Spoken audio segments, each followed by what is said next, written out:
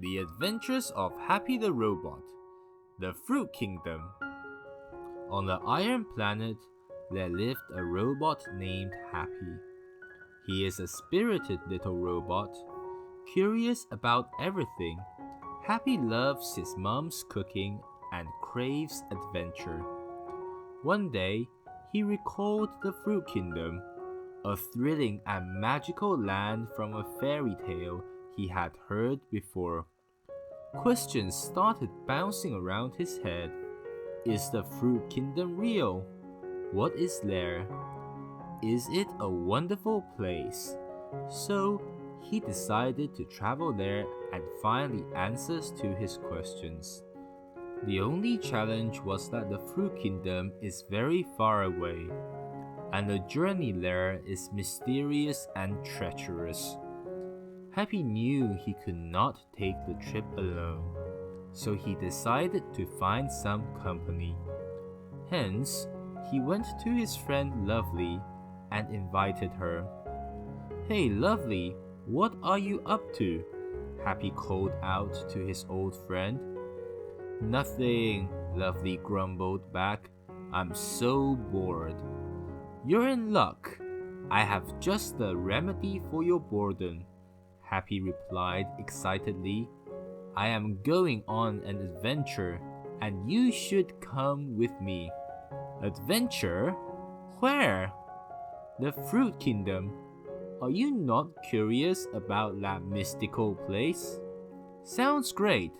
Let's go." So the two robots, Happy and Lovely, set off on a distant journey to the Fruit Kingdom. They had to take a slight detour, but were excited to arrive finally. Upon arrival, Happy and Lovely instantly gasped in wonder. In front of them was a huge castle surrounded by clouds. "Woohoo!" they cried out in unison as they were overwhelmed by the massive castle in front of their eyes. Happy was thrilled when they arrived. Lovely, who was the more logical robot, not so much. She wanted to know how they would get into such a high place with seemingly nothing around them leading upwards. The only thing in sight was a small, unremarkable door on the ground that did not seem connected to the castle. Thump, thump, thump. "Hello? Can we come into the castle?" Happy and Lovely shouted as they tried knocking on the door. For a few minutes, there was silence. Then, the ground started rumbling, and the air condensed. Out of nowhere, the foggy castle soaring high in the sky descended to ground level, and the little door sprang open, leading them into the heart of the castle. Happy and Lovely crept in cautiously, while banana and grape soldiers escorted them by their sides. All sorts of different fruits were inside, and in the center was the king of the Fruit Kingdom, Strawberry. Happy and Lovely bowed and greeted King Strawberry, who welcomed them to his kingdom and introduced them to his wife, Queen Pineapple. Sadly, they heard screaming outside before they had time to pay their dues. Pear, frightened, shakily uttered that it sounded like her friend Orange. The worms probably abducted him into the forest outside the castle walls. The court fell into a glum silence. Everybody hesitated to say anything. Happy and Lovely knew it was their time to shine. Without missing a beat, they took out their flashlights to guide the way. Then, Happy and Lovely charged into the forest with Pear and the other fruits. The courageous company trekked for a long time before hearing any noise from the forest's depth. They crept towards the noise, shone their lights into the pitch darkness, and saw a pair of trembling eyes. It was Orange. Terrified and shivering, Orange was tied to a tree. Pear approached him quickly to untie him, but Orange, who was feeling spooked, squeaked and tried to struggle. Pear called out softly, gently to calm him down, and asked him if he was all right.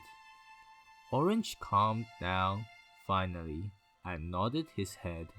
"Rush back to the castle, everybody!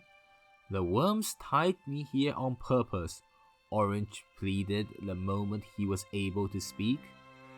"What do you mean, Orange? What is their purpose?" Pear asked. "They kidnapped me to distract everyone, and right now they are on their way to the castle. The kingdom is in grave danger." "Oh no, it's a trap!" Lovely cried out. "Let's hurry back to the castle and save everybody," Happy said. While the company was in the woods, the evil worms headed to the castle. They stormed the gates and slaughtered everything in sight.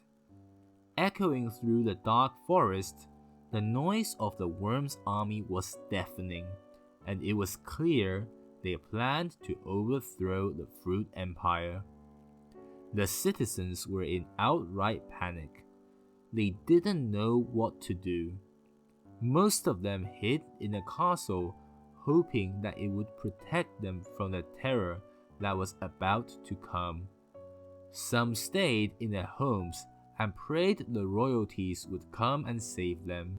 Happy, Lovely, and the rest of the fruits charged into the castle and headed toward the king and queen's throne room. Bang!